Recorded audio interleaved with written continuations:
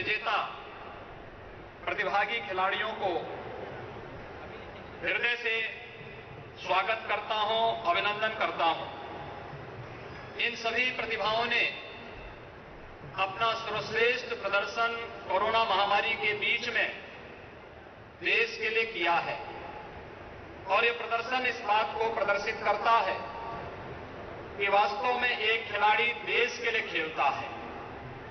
जब वह देश के लिए खेलता है तो उसके सामने देश के सिवाय और कुछ भी नहीं रहता है और इसीलिए वह कुछ अच्छा कर पाता है। हम सब आभारी हैं प्रधानमंत्री मोदी जी के, जिनकी प्रेरणा से आज हम सबको ये कार्यक्रम यहां पर करने का सौभाग्य प्राप्त हो रहा है। उन्होंने देश के हर नागरिक से कहा कि जीवन के किसी भी फील्ड में काम करने वाला कोई भी व्यक्ति हो, उस प्रतिभा का सम्मान होना चाहिए और उसको हर प्रकार से आगे बढ़ने का मौका मिलना चाहिए। इस कोरोना महामारी के दौरान हमारी खेल प्रतिभाओं ने जो अपना सर्वश्रेष्ठ प्रदर्शन करने का प्रयास किया और देश के अब तक के ओलंपिक इतिहास में भारत को सर्वाधिक मेडल उपलब्ध कराने में जो योगदान दिया, आज उसके लिए उत्तर प्रदेश सरकार, विधानमंडल दल से हमारे सदस्यगण, माननीय सांसदगण और उत्तर प्रदेश के सभी 75 जनपदों के 75 खिलाड़ी, युवक मंगल दल और महिला मंगल दल के सदस्यगण आज के इस कार्यक्रम के माध्यम से अपने सभी खिलाड़ियों का उत्साहवर्धन करने, उनका स्वागत करने, उनका सम्मान करने के लिए यहां पर उपस्थित हुए हैं। मैं इस अवसर पर उन सभी का यहां पर उत्तर प्रदेश की जनता की ओर से हृदय से स्वागत करता हूं, अभिनंदन करता हूं। हमारे लिए यह प्रसन्नता का विषय है कि भारत ने इस अवसर पर, हमारी टीम ने अब तक का अपना सर्वश्रेष्ठ प्रदर्शन किया है। भारतीय खिलाड़ियों ने 18 खेलों में प्रतिभाग करते हुए 1 स्वर्ण, 2 रजत, 4 कांस्य यानी कुल 7 पदक अब तक प्राप्त किए हैं और उत्तर प्रदेश से भी 10 खिलाड़ियों ने अब तक के भारत के सबसे बड़े ओलंपिक दल के साथ प्रतिभाग किया, जिसमें वाराणसी से श्री ललित कुमार उपाध्याय हॉकी टीम के सदस्य रहे हैं और कांस्य पदक विजेता भारतीय हॉकी टीम के इन्होंने सदस्य के रूप में कार्य किया है। सुश्री वंदना कटारिया टोक्यो ओलंपिक में महिला हॉकी टीम की सदस्य रही है, जिसने 4th स्थान प्राप्त किया है और ऑस्ट्रेलिया के खिलाफ इन्होंने अपने हैट्रिक के माध्यम से महिला स्फूर्ति का और देश के श्रेष्ठ प्रदर्शन का एक परिचय भी इस अवसर पर दिया है।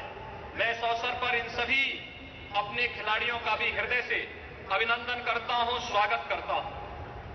मुझे ये बताते हुए प्रसन्नता है कि उत्तर प्रदेश सरकार ने उत्तर प्रदेश के जो खिलाड़ी ओलंपिक में पदक प्राप्त करते हैं, स्वर्ण पदक पर उन्हें 6 करोड़ रुपए, रजत पदक पर 4 करोड़ रुपए और एकल टीम में एकल सदस्य के रूप में 2 करोड़ रुपए की राशि कांस्य पदक पर दिया जाता है और टीम गेम्स में स्वर्ण पदक पर 3 करोड़, रजत पदक पर 2 करोड़ और कांस्य पदक पर 1 करोड़ रुपए पुरस्कार स्वरूप राज्य सरकार उन खिलाड़ियों को उपलब्ध कराती है।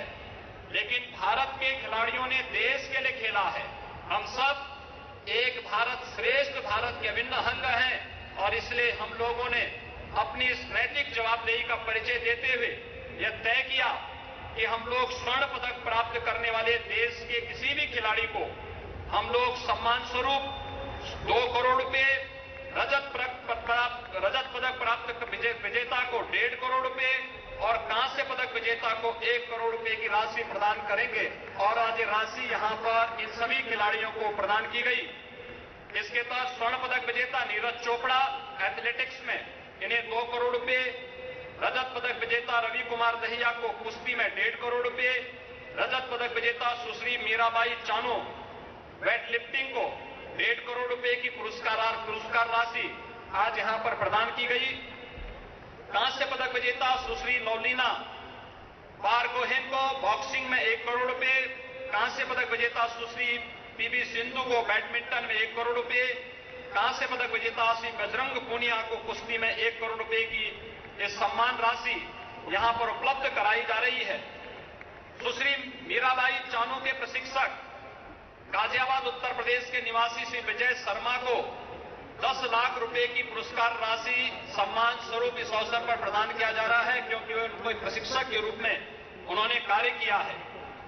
मित्रों, 41 वर्षों के बाद भारतीय हॉकी पुरुष टीम ने ओलंपिक्स में पदक प्राप्त किया है। कांस्य पदक विजेता भारतीय पुरुष टीम के हॉकी टीम के सभी खिलाड़ियों, प्रशिक्षकों, सहायक स्टाफ को पुरस्कृत करने का भी निर्णय सरकार ने लिया और इसके तहत हॉकी टीम के 19 खिलाड़ियों को प्रति खिलाड़ी 1 करोड़ रुपए की राशि से सम्मानित किया गया है। टीम के मुख्य प्रशिक्षक को 25 लाख रुपए और टीम के प्रशिक्षक और सहायक स्टाफ को 10-10 लाख रुपए की राशि से भी यहां पर सम्मानित करने का कार्य यहां पर किया गया है। इसके साथ ही उत्तर प्रदेश सरकार द्वारा टोक्यो ओलंपिक में चतुर्थ स्थान प्राप्त करने वाली भारतीय हॉकी टीम, महिला हॉकी टीम को भी सम्मानित करने का निर्णय लिया गया है और इसके तहत भारतीय हॉकी महिला टीम की 19 खिलाड़ियों को 50-50 लाख रुपए की प्रति खिलाड़ी की पुरस्कार राशि से सम्मानित किया गया। टीम के प्रशिक्षक एवं सहायक स्टाफ को भी 10-10 लाख रुपए प्रति सदस्य उन्हें यहां पर प्रदान किया गया है। टोक्यो ओलंपिक गेम्स में एकल वर्ग में चौथे स्थान पर रहने वाले खिलाड़ियों को भी पुरस्कृत करने का निर्णय लिया गया। इसके अंतर्गत श्री दीपक पुनिया कुश्ती को 50 लाख और सुश्री अदिति अशोक को गोल्फ में 50 लाख रुपए की राशि से यह सम्मान यहां पर प्रदान किया गया है। टोक्यो ओलंपिक गेम्स में प्रतिभाग करने वाली उत्तर प्रदेश के 10 खिलाड़ियों को 25 लाख रुपए प्रति खिलाड़ी की दर से पुरस्कार प्रदान किए जाने का भी सम्मान दिया गया है। इस प्रकार से यह उत्तर प्रदेश सरकार की ओर से अपने सभी भारत माता के इन सभी प्रतिभागियों को सम्मान यहां पर आज प्रदान किया गया है। आदरणीय राज्यपाल महोदय के आशीर्वाद से, उनके संरक्षण में यह कार्यक्रम यहां पर उत्तर प्रदेश सरकार की ओर से इस भव्य आयोजन के माध्यम से आप सभी खिलाड़ियों के बीच में यह आयोजन हम लोग यहां पर संपन्न करने जा रहे हैं। मुझे इस अवसर पर बताते हुए प्रसन्नता है कि उत्तर प्रदेश सरकार प्रदेश के अंदर खेल प्रतिस्पर्धा को तेज करने के लिए और खेलो इंडिया खेलों के तहत उत्तर प्रदेश के सीएम योगी आदित्यनाथ को आप सुन रहे थे, जिन्होंने बताया कि किस तरह खिलाड़ियों ने अपना शानदार प्रदर्शन किया है टोक्यो ओलंपिक्स में और उसी को लेकर आज का ये कार्यक्रम निर्धारित किया गया था, जहां पर जितने भी टोक्यो ओलंपिक्स के खिलाड़ी थे, नीरज चोपड़ा, रवि दहिया, बजरंग पुनिया, पीवी सिंधु, लवलीना बोरगोहेन, मीराबाई चानू और जो हॉकी और पुरुष और महिला हॉकी टीम के खिलाड़ी थे, उन सभी को यहाँ पर सम्मानित किया गया है। तस्वीरें भी आप देख रहे हैं।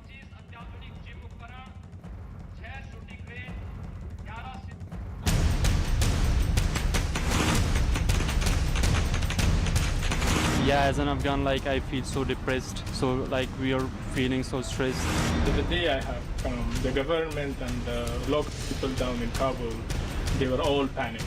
They were all panicked that something may change. Thank you so much. India का लोग जो है हम लोगों को सपोर्ट देता है, हम लोगों का ऐसा अपना सीना पार के हम लोगों को ऐसे बुलाता है, आ जाओ भाई हम लोग आपके साथ हैं। So when I saw like Taliban entering our parliament and they were speaking in Urdu, like the language of our neighboring country, so I just felt like shock and Afghanistan में नहीं जा सकता हूँ। हम इंजुरिड हो, हम पुलिस था पहले अफगानिस्तान में, अभी मुंह में गोली लगाया। इधर आया है कि अगर हो सके तो ऑस्ट्रेलिया एम्बेसी हमको वीज़ा दे दे, उधर भेजेगा। काबुल से तालिबान की क्रूरता की दिल दहला देने वाली तस्वीरें सामने आई हैं। अफगानिस्तान की एक पत्रकार ने तालिबान की क्रूरता का एक वीडियो शेयर किया है। वीडियो में काबुल एयरपोर्ट के बाहर तालिबान लोगों को उन पर अंधाधुंध फायरिंग करते हुए दिखाई दिए, तो काबुल में अफगानिस्तान की आज़ादी के जश्न मना रहे लोगों को भी तालिबान ने नहीं बख्शा और उन पर फायरिंग कर दी। तस्वीरें आप देखिए किस तरह लगातार फायरिंग की आवाजें हो रही हैं। गोलियों की इन आवाजों को सुनिए और वहां पर क्या स्थितियां पैदा हो रही हैं उसका आप अंदाजा लगा सकते हैं।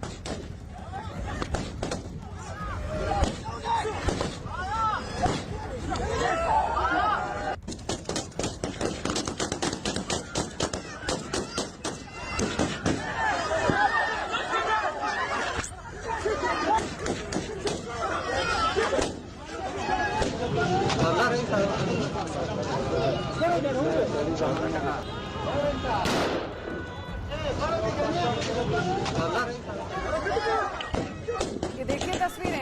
तालिबान का नया चेहरा है। जो तालिबान अपनी छवि सुधारने में जुटा हुआ है, उसने कहा था कि आम माफी दे दी गई है सभी नागरिकों को जो उनके विरोध में है, लेकिन उसके बावजूद इस तरह की तस्वीरें, वो किसी पर फायरिंग नहीं करेगा, हाथ नहीं उठाएगा। लेकिन ये तस्वीरें क्या कह रही हैं?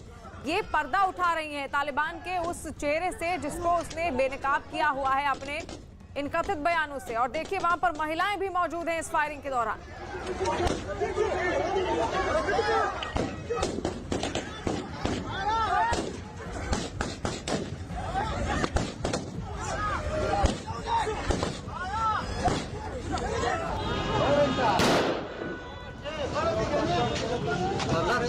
ये दूसरा वीडियो है जो आप देख रहे हैं, काबुल का ये वीडियो है जहां पर गोलियों की आवाज यहां पर भी आपको सुनाई दे रही होगी। आम शहर है ये और शहर में आप गश्त लगा रहे हैं जो तालिबानी लड़ाके हैं। लगातार लोगों को आने जाने में तकलीफों का सामना करना पड़ रहा है क्योंकि जिस भी गली में जाओ वहां पर तालिबानी लड़ाके अपनी बंदूकों के साथ गश्त लगाते रहते हैं। और ऐसे में लोग अब दुबके हुए हैं घरों के भीतर, वो घर से बाहर नहीं निकल रहे हैं।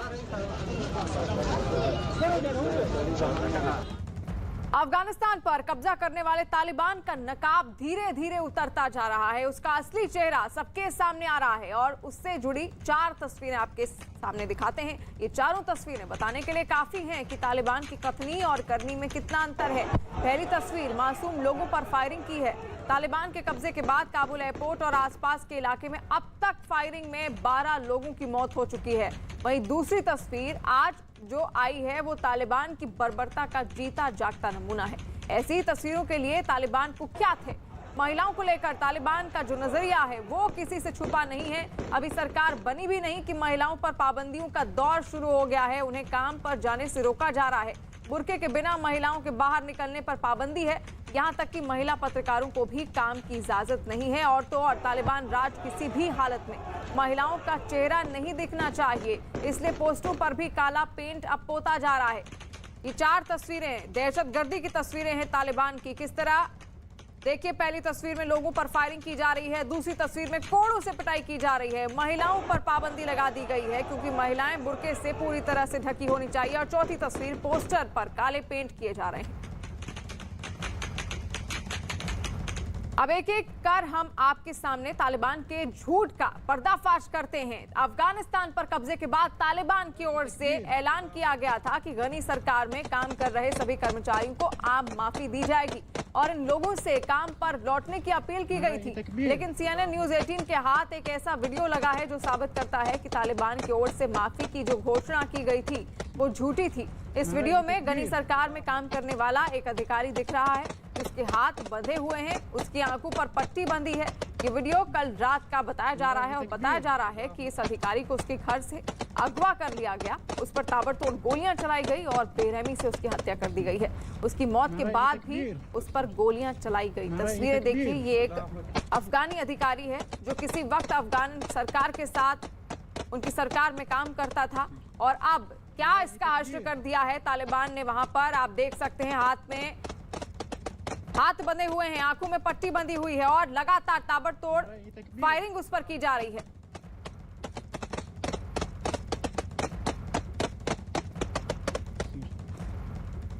कथनी और करनी का फर्क क्या होता है? तालिबान के नेताओं के दावे और उनके लड़ाकों की करतूतें इसे अच्छी तरह बयां करती हैं। तालिबान की ओर से शांति का दावा किया जा रहा है, लेकिन जिस तरह से तालिबानी लड़ाके सड़कों पर घूम रहे हैं उससे तो ऐसा नहीं लगता। तालिबान के कब्जे के बाद अब काबुल में लोग जरूरी काम के लिए जान जोखिम में डालकर गलियों में निकलने को मजबूर हैं क्योंकि गलियों में तालिबान हाथों में मशीन गन और AK-47 जैसे हथियार लेकर घूम रहे हैं। तस्वीरें देखिए किस तरह सड़कें और गलियां अब इन तालिबानी लड़ाकों के वहां पर मौजूद हैं लगातार और हाथ में उनके हथियार भी हैं। यानी कि अगर किसी ने कोई भी चालाकी करने की कोशिश की, लापरवाही की, तो इन तालिबानी लड़ाकों ने उसको फायरिंग करके मौत के घाट उतार देना है। अफगानिस्तान से करीब 10 महीने पहले भारत आई एक महिला ने तालिबान के जुल्म की दास्तां बयां की। महिला का दावा है कि पुलिस में नौकरी करने की वजह से तालिबान ने उसकी दोनों आंखें निकाल ली। तालिबान के दहशत की कहानी आपने सुनी बहुत होगी, हम आपको दिखाने जा रहे हैं पहली बार वो तस्वीर जो तालिबान की कहानी कहता है। आपका नाम क्या है मैडम? खातरा। क्या हुआ था आपके साथ? मैं पुलिस में थी। अच्छा।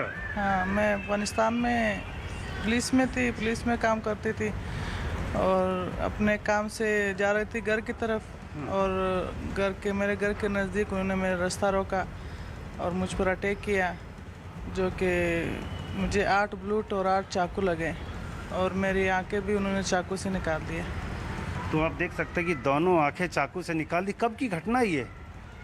तकरीबन 1 साल। 1 साल पहले। और कहाँ पे हुआ था ये? अफगानिस्तान में? अफगानिस्तान में, गजनी में। गजनी में हुआ हाँ। था। आप पुलिस में थी, केवल इसलिए आपकी आंखें निकाल ली? हाँ, क्योंकि वहाँ पर जो पुलिस में कोई औरत काम करती है वो तो बस गुनहगार बन जाती है फिर। और तालिबान बोलते हैं कि ये तो गुनहगार हो गई है और ये क्यों पुलिस में काम करेगी। और कई बार उन्होंने हमको मना भी किया कि आप पुलिस में काम करती है, फिर हमने बोला कि नहीं, मैं पुलिस में काम नहीं करती। मेरे पति को फ़ोन किया था और उनको बोला कि आपकी बीवी काम करती है पुलिस में। उन्होंने कहा कि नहीं, ये बात झूठ है, पर फिर भी कुछ ही दिनों में उन्होंने मुझ पर अटैक किया। तो यहाँ आप किसके साथ रहती हैं और कब आई हैं इंडिया? इंडिया 10वां महीना चल रहा है हमारा जब हम इंडिया आए। अच्छा। मैं अपने पति के साथ आई हूँ। तो आपने यहाँ पे डॉक्टर से मिला होगा, डॉक्टर ने क्या बताया? कुछ बेहतर हो सकता है? नहीं, डॉक्टर ने तो जवाब दिया, वो बोल रहे कि आपकी आंखें अब ठीक नहीं हो सकती। आर्टिफिशियल आँख लगा लेने से वो बोल रहे थे कि थोड़ा बहुत आप अपना जो दर्द हो रहा है वो कम हो जाएगा और इससे ज़्यादा ख़राब नहीं होंगे, थोड़े ठीक रहेंगे, पर देख नहीं पाऊँगी। आपने कहाँ पे, मतलब जैसे आप अफ़गानिस्तान से आई तो किस तरह से आई और वहाँ से भाग के आना पड़ा? किस हालत में वहाँ से निकली आप? बस बहुत कोशिश की और बहुत कोशिश के बाद फिर हमारा आने के लिए रास्ता मिल गया और बहुत कोशिश के बाद बस फिर हम निकल गए वहाँ से। और क्योंकि मेरे बाकी बच्चे अभी वहीं पर हैं, उनके लिए मुझे बहुत चिंता होती है और बहुत टेंशन में रहती हूँ। वो वहाँ पर है, अभी भी उन्होंने फ़ोन करके रो रहे थे, बोल रहे थे कि हमारे साथ यहाँ पर बहुत बुरा सलूक हो रहा है, हम डर रहे हैं, हर जगह में तालिबान है, रात को दरवाज़ा खटखटाते हैं, दिन में खटखटाते हैं और पूछते हैं कि आपका मम्मी और पापा कब आएंगे, वो कहाँ गए हैं।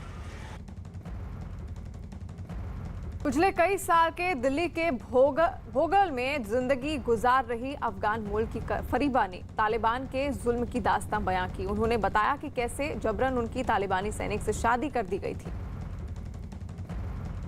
फरीबा मेरे साथ है, उनसे हम बात करेंगे। फरीबा, ये बताइए कि आपकी शादी कब हुई और आप तालिबान कैसे पहुंची? कितने समय आप तालिबान में रही? मैं 14 साल के ताम इराक के रहने वाली है, वो भी अफ़गानिस्तान में है और मैं एक फ़ैमिली में रहती थी। ज़िंदगी थोड़ा आराम था और मैं अफ़गानिस्तान में रिवाज ये है कि लड़कियों से शादी के लिए नहीं पूछती है। मैं 14 साल का था, मेरा मजबूरी था, मेरे माँ बीमार था, मैंने शादी को कबूल किया और मैंने इस लड़के के साथ जो उम्र 20 साल मुझसे बड़ा था, मैंने शादी कर दिया।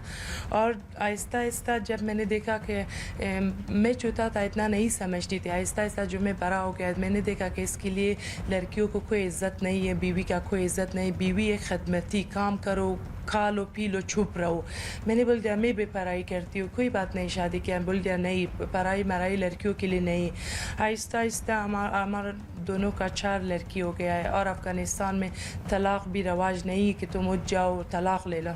और फिर और मारना पीटना, गलत बातें शुरू किया और ये महीने में 10 दिन ये नहीं था। हम नहीं समझती थी कहाँ चलती है, किस लोगों के साथ है, क्या करती है। मेरे साथ आज जो मेरे बेटी फ़रिश्ता को इसने एक दिन आ गया कि मेरे कर्ज़ बहुत ज़्यादा हो गया है। ये सब काम करती थी, चरस, तरियाक, शीशा, एरोइन सब काम करती थी और मेरे बड़े बेटे को दे दिया 5 लाख के वजह पैसे में।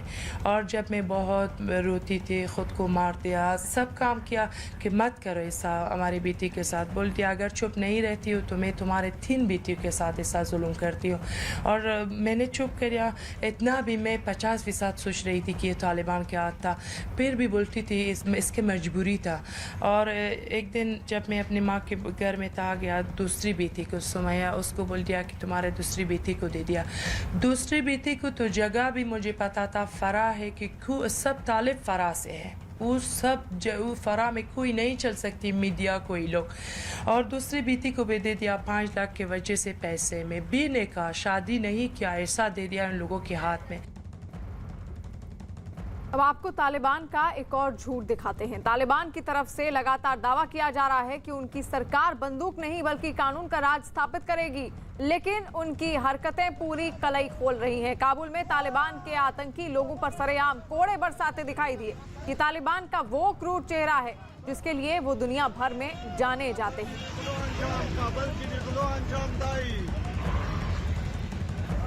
तस्वीरें आप देख रहे हैं किस तरह कोड़े बरसाए जा रहे हैं बीच सड़क पर। अफगानी नागरिकों के साथ किस तरह का सुलूक वहां पर हो रहा है आप देख सकते हैं। और अमित पांडे लगातार हमारे साथ जुड़े हुए हैं। अमित, जहां पर तालिबान कोशिश कर रहा था कि किसी तरह उसकी छवि सुधरे, कई बयान भी उनके नेताओं के द्वारा सामने आए, लेकिन जो तालिबानी लड़ाके यहाँ सड़कों पर कर रहे हैं वो किस चीज की ओर इशारा कर रहे हैं? और फिर ये बात करते हैं कि इनको वैश्विक स्तर पर मान्यता भी दी जाए।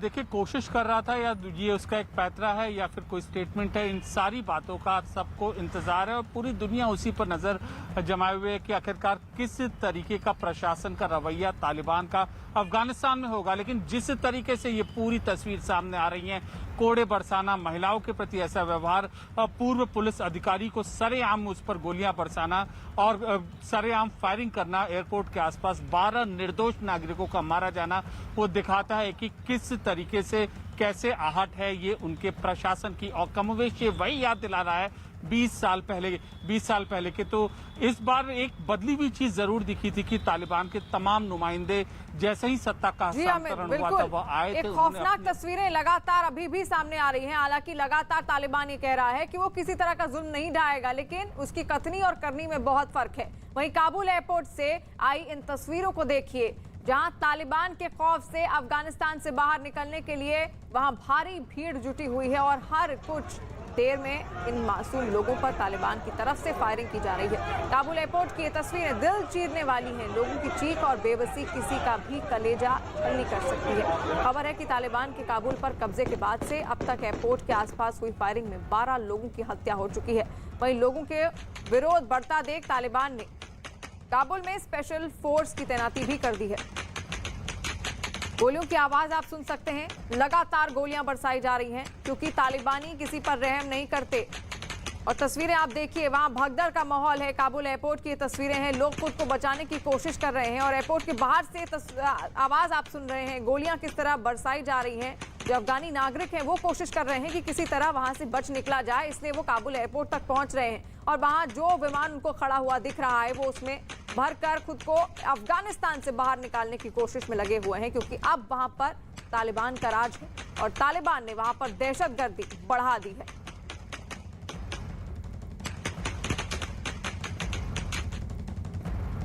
अफगानिस्तान में तालिबान की हुकूमत के विरोध में लोग सड़कों पर उतरने लगे हैं। कई जगहों से इस विरोध की तस्वीरें भी सामने आई। खोस्त और जलालाबाद में लोगों ने अफगानिस्तान के झंडे को सम्मान दिलाने की मुहिम शुरू कर दी।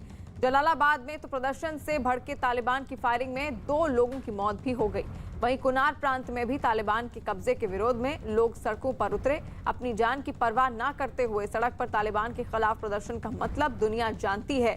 ये लोग जानते हैं कि उन्हें इसकी बहुत बड़ी कीमत चुकानी पड़ सकती है, लेकिन फिर भी ये बगावत का बिगुल बजाने के लिए सड़कों पर उतर आए हैं।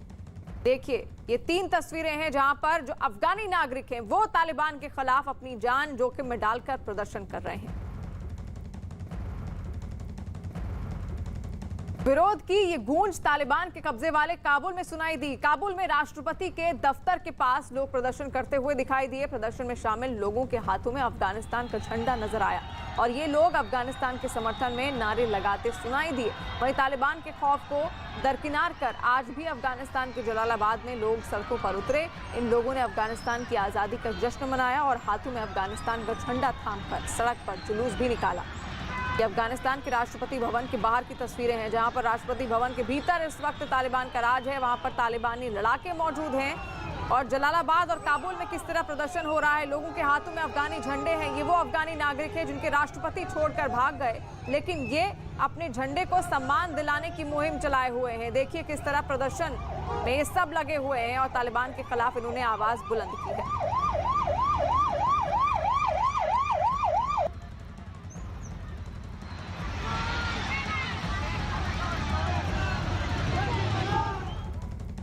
काबुल में बड़ी तादाद में लोग अफगानिस्तान का स्वतंत्रता दिवस मनाने के लिए सड़कों पर उतरे, जिनमें बड़ी संख्या में महिलाएं भी शामिल दिखाई दी। यही नहीं, प्रदर्शन में शामिल एक शख्स को खंबे पर चढ़कर अफगानिस्तान का झंडा फहराते हुए भी वो नजर आया। इस दौरान लोग अफगानिस्तान के समर्थन में नारेबाजी करते भी सुनाई दिए। कुछ जगहों पर तालिबान ने फायरिंग कर आजादी का जश्न मना रहे लोगों में दहशत फैलाने की भी कोशिश की। और ये अफगान नागरिक है जो अपने झंडे को सम्मान दिलाने के लिए किस तरह ऊपर चढ़ रहा है, आप देख सकते हैं। सभी अफगानी नागरिक मौजूद हैं और वो अपना 102वां स्वतंत्रता दिवस मना रहे हैं। हालांकि इनके राष्ट्रपति छोड़कर चले गए हैं, वो देश से भाग निकले हैं, ऐसा उन पर आरोप लगा है। लेकिन ये वो नागरिक हैं जो फिर भी बिना सेना के, बिना किसी राष्ट्रपति के अपने झंडे के सम्मान में ये प्रदर्शन कर रहे हैं, वो भी तालिबान के खिलाफ।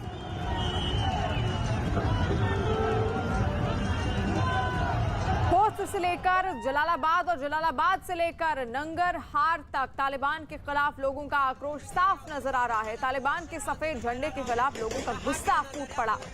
मौत की दहशत के बावजूद लोग सड़कों पर निकलकर विरोध प्रदर्शन कर रहे हैं, मांग कर रहे हैं कि तालिबान अफगानिस्तान के झंडे की बेइज्जती ना करे, तालिबान अफगानिस्तान के झंडे की जगह अपना झंडा ना फहराए। भले ही अफगानिस्तान की सेना ने हथियार डाल दिए हो, भले ही अफगानिस्तान की अशरफ गनी सरकार ने तालिबान के आगे समर्पण कर दिया हो, लेकिन लोग इतनी जल्दी हार मानने को तैयार नहीं है। और ये उसी की तस्वीर है। देखिए किस तरह प्रदर्शन हो रहा है, फायरिंग की आवाज भी आप सुन रहे होंगे और तालिबानी लड़ाके किस तरह लोगों को दौड़ा दौड़ा कर उनको परेशान कर रहे हैं, उन पर गोलियां बरसा रहे हैं। लेकिन उसके बावजूद अपनी जान हथेली पर रखकर अपने झंडे की शान के लिए, अपने झंडे के सम्मान के लिए, अफगानिस्तान के सम्मान के लिए ये लोग सड़कों पर तालिबान के खिलाफ प्रदर्शन कर रहे हैं। ये हिम्मत जुटाना भी वाकई काबिल तारीफ है।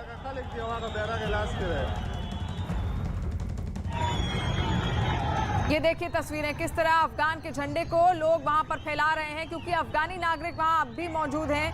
कई अफगानी नागरिक वहां से निकलने की कोशिश में हैं, लेकिन जिनके पास कोई विकल्प नहीं बचा है वो सामना कर रहे हैं अब तालिबान का, जहां अब पूरे अफगानिस्तान में तालिबान का राज है। ये देखिए, ये वो भीड़ है, अफगानिस्तान के ये नागरिक हैं जो अपने झंडे को सम्मान दिलाने के लिए कुछ भी कर गुजरने को तैयार है।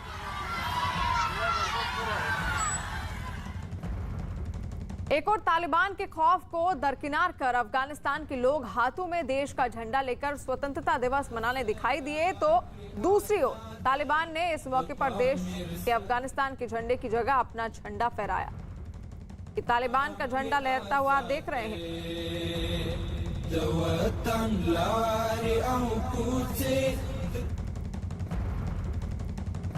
अफगानिस्तान पर कब्जे के बाद तालिबान वहां रहने वाली और नौकरी पेशा महिलाओं को छूट देने की बात कर रहा है, लेकिन वहां की हकीकत इससे बिल्कुल उलट है।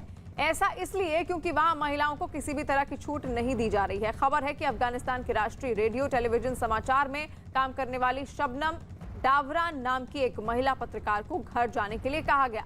उन्होंने बताया कि जब वो ऑफिस पहुंची तो उन्हें ये कहा गया कि शासन बदल गया है, आपको काम करने की इजाजत नहीं है, आप घर जाइए।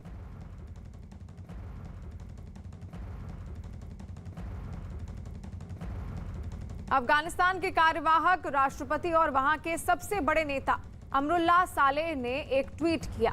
उन्होंने अपने ट्वीट में लिखा कि मैं तालिबान के खिलाफ राष्ट्रीय ध्वज फहराने के लिए अलग अलग स्थानों पर अपने देश के सम्मानीय लोगों के साहसी और देशभक्तिपूर्ण आंदोलन के लिए अपना सम्मान, समर्थन और प्रशंसा व्यक्त करता हूं।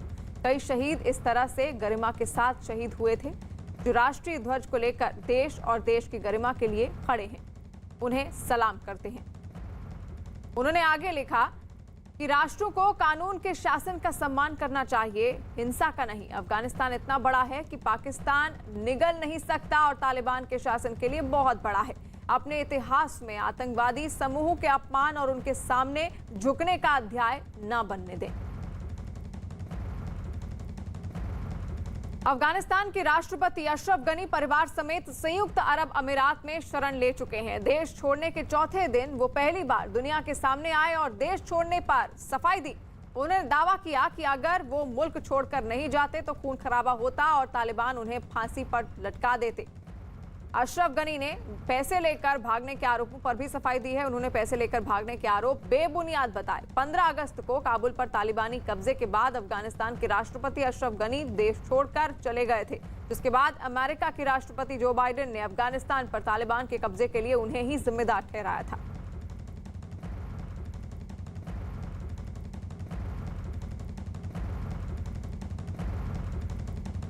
अफगानिस्तान छोड़कर गए अशरफ गनी ने दावा किया कि वतन वापसी के लिए उनकी बातचीत जारी है। من قصد فرار و جلاوطنی ندارم. فعلا در امارات هستم تا از خونریزی و فاجعه جلوگیری شده باشد. همین حالا در مشوره هستم تا به افغانستان برگردم و به تلاش‌هایم برای تأمین عدالت، حاکمیت افغان‌ها بر کشورمان و اعاده ارزش‌ها و دستاوردهای واقعی اسلامی و ملی مردم افغانستان با هم مبارزه کنیم. अफगानिस्तान पर तालिबान के कब्जे के बाद भारत पहुंचे अफगान के सांसदों और नेताओं का वहां के हालात पर क्या कहना है, आइए आपको सुनाते हैं।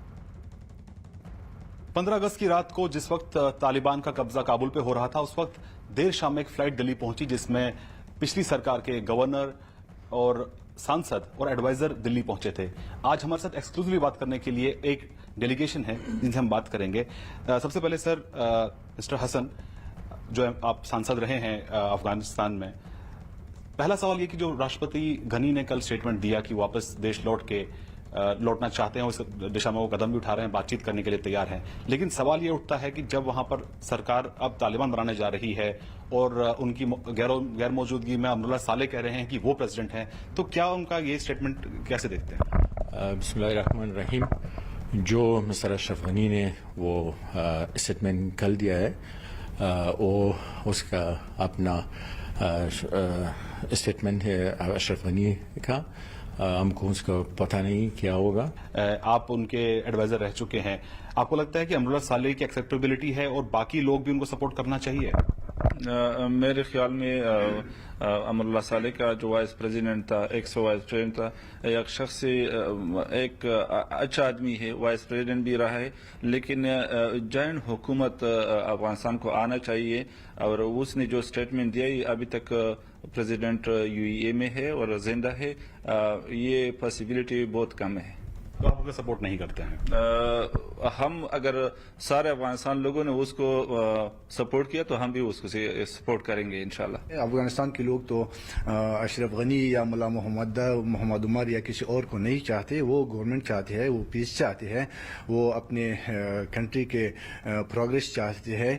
वो अगर तालिब से भी हों, उसकी उम्मीद यही होगी। अगर अशरफ गनी के साथ जो खड़े थे, अभी तक जो खड़े हैं, उसका भी डिमांड यही था कि वो अशरफ गनी से यही चीज़ मांगते थे। अब भी अफगानिस्तान के लोग, चाहे वो गवर्नर हो, चाहे वो एमपी हो, चाहे वो कोई मिलिट्री रिस्पॉन्सिबल पर्सन हो, तालिबान से भी उसकी उम्मीद यही है कि अगर आप इसके ख्वाब देखते हैं, अगर आप वाकई चाहते हैं कि इन लोगों पर हुकूमत कर ले, उनके लिए ज़िंदगी की सारी फैसिलिटीज़ अरेंज कर ले और लोगों की उम्मीद और तवक्को के साथ चले। तो कुल मिला के मैसेज यही है कि जो भी अफगानिस्तान में लोग हैं वो पीस चाहते हैं, चाहे सरकार कोई भी हो, वहां पे लोग अमन से रहना चाहते हैं। और वहीं इनका ये मानना है कि भारत सरकार का एक बहुत अच्छा रोल रहा है, अच्छा किरदार रहा है अफगानिस्तान के तमाम नागरिकों को जो उन्होंने वीजा जारी किया है उसके लिए। कैमरा पर्सन संजीव वर्मा के साथ शैलेंद्र वांगू, न्यूज 18 नेटवर्क, नई दिल्ली। इसी बीच काबुल पर तालिबान के आसानी से हुए कब्जे की अमेरिका के राष्ट्रपति जो बाइडेन ने क्या वजह बताई, आइए आपको सुनाते हैं। When you had the government of Afghanistan, the leader of that government getting in a plane and taking off and going to another country, when you saw the significant collapse of the Afghan troops we had trained, up to 300,000 of them, just leaving their equipment and taking off, that was, that's what happened.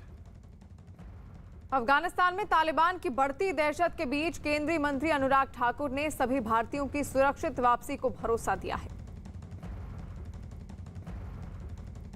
संबंधित विभाग उसके बारे में आपको जानकारी देता रहेगा, लेकिन एक बात कह सकता हूं, हमने पूर्व में भी भारत के लोगों को पूरे सुरक्षित तरीके से बाकी देशों से भी बाहर लाए थे। बहुत सारे उदाहरण आप सबके सामने हैं। हमारा अभी भी प्रयास है और हमने पहले भी बहुत सारी वार्निंग्स अलग अलग माध्यम से दी थी कि आपको जब आना है, वो भी किया है और एक एक भारतीय सुनिश्चित है, इसके लिए सरकार प्रयासरत है। अफगानिस्तान में तालिबान के कब्जे की वजह से बिगड़ते हालात का असर भारत में ड्राई फ्रूट्स के बाजार पर नजर आने लगा है। दिल्ली के खारी बावली बाजार में कारोबारियों को उनका दावा है कि पिछले 15 दिनों में ड्राई फ्रूट्स की कीमत में तेजी आई है। तालिबान ने अफगानिस्तान पर जब से अपना कब्जा जमाया है, उसका असर दिल्ली के बाजारों पर भी देखने को मिल रहा है। और इस वक्त हम मौजूद हैं खरी बावली इलाके में, दिल्ली के सबसे बड़े या यूं कहें एशिया के सबसे बड़े ड्राई फ्रूट मार्केट में से एक है। और यहाँ पर भी जो कीमतें हैं, कीमतों में बहुत ज्यादा उछाल आया है, क्योंकि अफगानिस्तान की जो स्थिति है वहां पर बहुत ज्यादा परिवर्तन हुआ है। और हम इस वक्त मौजूद है एक दुकान में। किस तरीके से भारत की दुकानें, भारत में कारोबार प्रभावित हो रहा है, हम इस पूरे पहलू को आपको दिखाने की कोशिश करेंगे।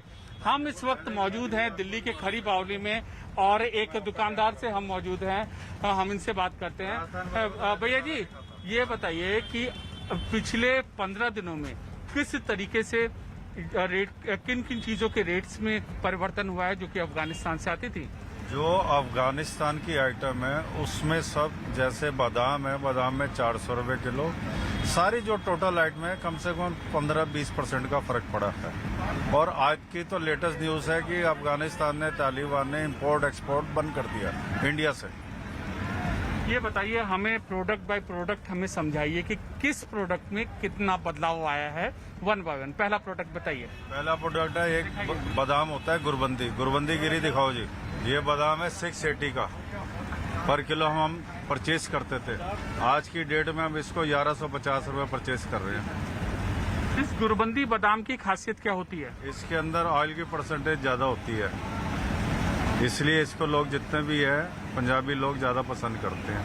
हाँ, ये बताइए कि अब जो दूसरा आइटम है, दूसरा आइटम कौन सा है और जो आपका, जिसके रेट्स प्रभावित हुए हैं? मुनक्का है, अंजीर है। दिखाइए हमें, मुनक्का के बारे में बताइए। ये मुनक्का आइटम है जी। ये कहाँ से आता है? और ये भी अफगानिस्तान से आता है। 480 रुपये किलो आ रहा था, अब 700 रुपये किलो थोक में हो गया। अच्छा, तो इसकी रेट से पहले अब थोक मार्केट में कितने का बेचा जा रहा है? थोक मार्केट में 700 रुपये हम परचेज कर रहे हैं। तो बड़ी खबर दिल्ली से, जहां 1000 लो फ्लोर बस खरीद मामले में गड़बड़ी की शिकायत मिलने के बाद गृह मंत्रालय ने सीबीआई जांच के आदेश दे दिए हैं। न्यूज 18 की प्रियंका कांडपाल की खबर है कि इस मामले में सबसे पहले बीजेपी विधायक विजेंद्र गुप्ता ने एलजी से शिकायत की थी, जिसके बाद एलजी हाउस ने इस मामले को गृह मंत्रालय के पास भेज दिया था। अब गृह मंत्रालय ने इसकी जांच सीबीआई से करने के आदेश दिए हैं। बीजेपी विधायक विजेंद्र गुप्ता ने इस मामले में दिल्ली के परिवहन मंत्री कैलाश गहलोत पर भ्रष्टाचार के आरोप लगाते हुए उन्हें बर्खास्त करने और उनकी गिरफ्तारी की भी मांग की है। इस वक्त की बड़ी खबर दिल्ली से, जहां पर 1000 लो फ्लोर बस खरीद मामले में गड़बड़ी की शिकायत मिलने के बाद अब गृह मंत्रालय ने सीबीआई जांच के आदेश दे दिए हैं। डीटीसी की बस खरीद में हजारों करोड़ का घोटाला किया है। सीबीआई की जांच शुरू हो गई है। एलजी द्वारा जो कमेटी गठित की गई थी उसकी रिपोर्ट के आधार पर ये सीबीआई ने प्राथमिकी दर्ज की है और हमारी ये मांग है कि परिवहन मंत्री कैलाश गहलोत को तुरंत उनके पद से हटाना चाहिए। उन तमाम अधिकारियों को उनके पद से हटाना चाहिए जो इस जांच को प्रभावित कर सकते हैं। दिल्ली सरकार ने बस खरीद मामले में भ्रष्टाचार के आरोपों से इंकार कर दिया है। न्यूज 18 की प्रियंका कांडपाल की खबर है कि दिल्ली सरकार की तरफ से जारी बयान में कहा गया है कि इन आरोपों में कोई सच्चाई नहीं है। मामले की जांच के लिए एक कमेटी भी बनाई गई थी जिसने हमें क्लीन चिट दी थी। दिल्ली सरकार ने इसे एक राजनीतिक साजिश बताते हुए आरोप लगाया कि बीजेपी दिल्ली में नई बसें नहीं आने देना चाहती है और साथ ही सीबीआई का इस्तेमाल करके आम आदमी पार्टी को बदनाम किया जा रहा है।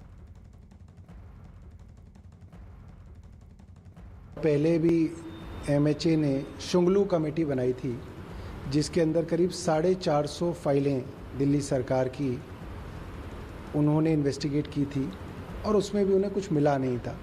तो ये जांच कर सकते हैं, जांच का हमारा स्वागत है, बिल्कुल जांच करें, मगर नतीजा कुछ नहीं निकलता है। अभी तक जितनी भी जांच केंद्र सरकार ने कराई हैं उसके अंदर अभी तक तो कुछ इन्हें मिला नहीं है।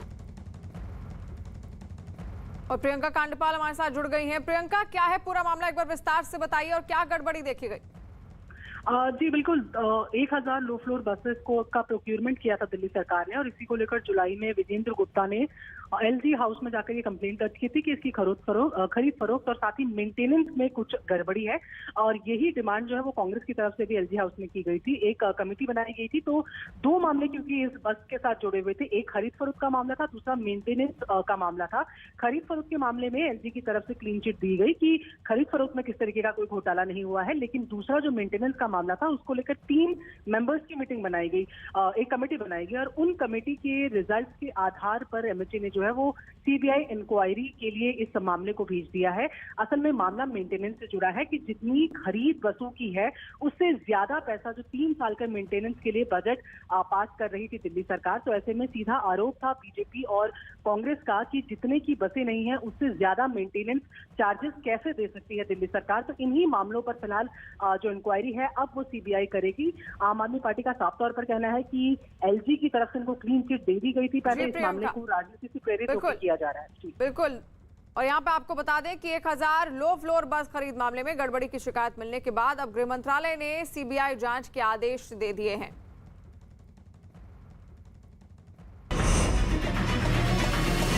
और बड़ी खबर आ रही जम्मू कश्मीर से। राजौरी में आतंकियों से मुठभेड़ में एक जवान शहीद हो गया है। न्यूज 18 के पवन शर्मा की खबर है। आज सुबह आतंकियों के साथ मुठभेड़ शुरू हुई थी, जिसमें एक जवान जो जूनियर कमीशन अफसर जेसीओ है वो घायल हुआ था। उसने अस्पताल में इलाज के दौरान दम तोड़ा है।